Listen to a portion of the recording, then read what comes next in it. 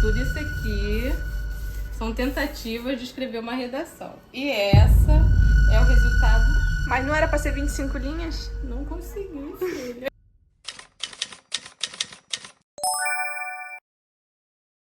Olá pessoal, tudo bem com vocês? Aqui é Carol Targino, você está no canal Entre Linhas com Targino e, como prometido, chegou o dia da gente avaliar essa primeira redação que minha mãe fez no estilo da CEDERJ. Então, se você acompanhou aí os vídeos anteriores, eu prometi fazer um diário de aprovação, porque eu creio que ela vai conseguir a vaga dela na faculdade, eu creio que vai dar tudo certo. E já fica a dica pra você que tá aí nessa jornada de estudos, não jogue seus primeiros textos no lixo, mesmo que você tenha tirado 0, mesmo que essa redação tenha nota 0, ela não vai pro lixo, porque você precisa ter um acompanhamento do seu progresso. Se você joga seus textos fora, fica com vergonha deles, você não vai conseguir ver o seu ponto inicial, o seu ponto de partida e o quanto você evoluiu. Porque o estudo, ele sempre promete evolução. Essa evolução, essa curva do aprendizado, ela pode ser um pouco mais lenta, pode ser um pouco mais rápida, mas sempre vai haver evolução. Então, em primeira mão, eu não li nada, eu só tô vendo que visualmente ela passou das 25 linhas, que é a proposta da CEDERJ, uma redação de até 25 linhas. Minha mãe fez 2 páginas, né? Ocupou uma linha de outra página, mas aqui em primeira mão eu vou ler com vocês essa redação, depois eu vou postar essa redação na aba da comunidade para que você veja com calma e a gente vai comentar alguns aspectos dessa correção. Então, como diz um professor muito famoso aí na internet, vem aqui comigo. Então vamos lá.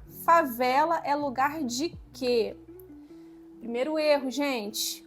O título da redação é o tema da redação.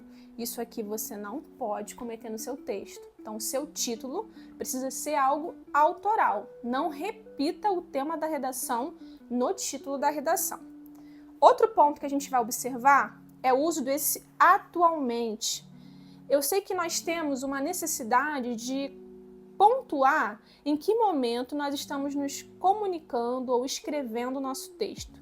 Mas evite o uso de atualmente, ele é um clichê na redação, então não precisa colocar isso aqui, tá? Então, atualmente no Brasil, mais de 16 milhões de pessoas residem em favelas, segundo o censo. Censo de onde, mãe? Nós não sabemos. De onde que vem esse censo? A fonte, ela precisa ser legitimada. De onde que vem esse censo? Dá vontade de filmar ela. De onde que vem esse censo? Do IBGE. Vamos lá, volta aqui.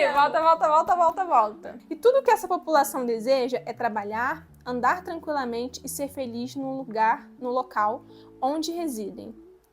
Aqui, não foi o caso dela, mas poderia ter sido uma contextualização, a letra de música Eu Só Quero Ser Feliz, Andar Tranquilamente na Favela Onde Nasci. Poderia ser uma fonte para a gente abrir essa redação, tá? Outro ponto que a gente precisa evitar é esse E ligando períodos, tá? Isso vai ficar para uma outra aula, mas esse E aqui, ele tá inadequado. E seguindo, no entanto, o descaso de políticas públicas. Então, a gente tem aqui uma primeira tese. Escancar o abandono em que essas comunidades se encontram. Certo. Então, descaso de políticas públicas, escancar o abandono em que essas comunidades se encontram. Vamos continuar a leitura. Então, essa introdução, ela é uma introdução que está correta. Ela tem uma contextualização. O problema da contextualização aqui é a falta da fonte bem marcada. Então, eu preciso dizer de onde vem esse censo. Eu apresento o tema, eu estou falando de favela, e eu apresento aqui a minha tese.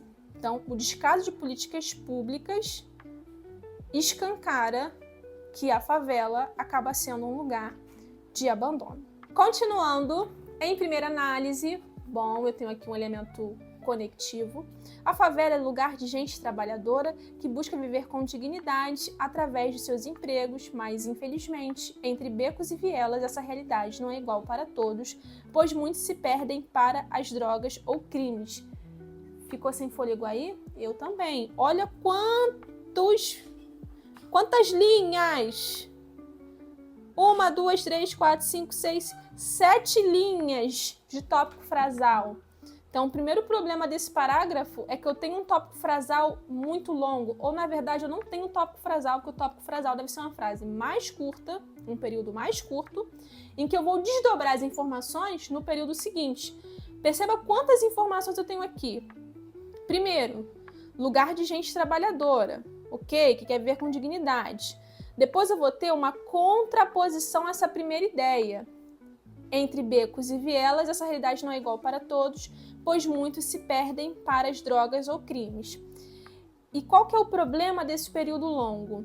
Que ele pode ter trazido uma informação que a autora não quis colocar. Porque eu posso interpretar que muitos desses trabalhadores se perdem para os crimes, ou que muitas pessoas na favela, que não inclui o grupo dos trabalhadores, se perdem para o crime. Então, aqui tem muita informação, problema de pontuação, que eu tenho só um ponto final depois de 7 linhas, e que causa uma dupla interpretação. Isso é uma coisa que você não pode fazer no seu texto. A informação precisa estar clara.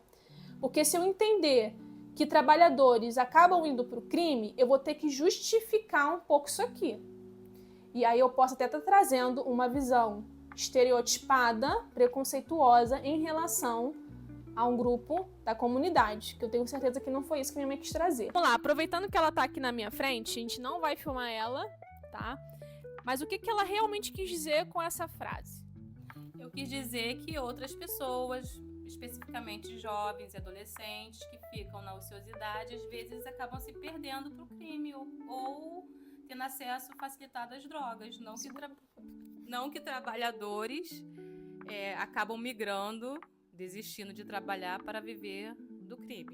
Então entenda que o período longo é um problema de sintaxe e que eu preciso resolver para que não haja uma falsa interpretação, porque aqui eu tenho vários sujeitos. Eu tenho gente trabalhadora, depois eu vou ter a inserção de muitos. Perceba que gente trabalhadora é uma ideia de coletividade, muitos também é uma ideia de coletividade. Então eu mudei o sujeito no mesmo período, isso não é bom. Então a gente tem que reduzir o período e dividindo esses sujeitos ou os comentários a respeito desses sujeitos nos períodos que eles cabem. Além disso, a falta de infraestrutura na formação de crianças e adolescentes impede, que a gente tem um problema de concordância, que elas se desenvolvam profissionalmente, o que só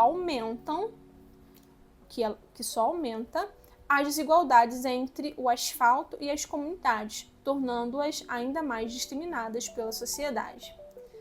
Percebe que ela acabou focando muito na questão da falta de oportunidades e ela não falou mais sobre gente trabalhadora aqui? Então tem muito assunto num parágrafo só. Esse é um erro que a gente precisa evitar. No desenvolvimento, eu tenho que ter apenas uma causa bem argumentada, uma consequência dessa causa. Se eu começo a colocar muita informação dentro desse parágrafo, eu vou acabar me perdendo, tá? Outro ponto que a gente não observou nesse parágrafo enorme: falta uma fonte, falta um repertório. Quando ela diz que falta oportunidades, ou que as desigualdades só aumentam, ou que a discriminação ela só aumenta, ou que as pessoas se perdem para as drogas ou crimes, de onde saiu essa interpretação? De onde saiu essa percepção da realidade? Ela tem que sair de algum lugar, a gente precisa provar essa percepção de algum lugar, tá? Então aqui tá faltando fonte, tá faltando um diálogo nessas ideias e tá faltando organizar essas ideias.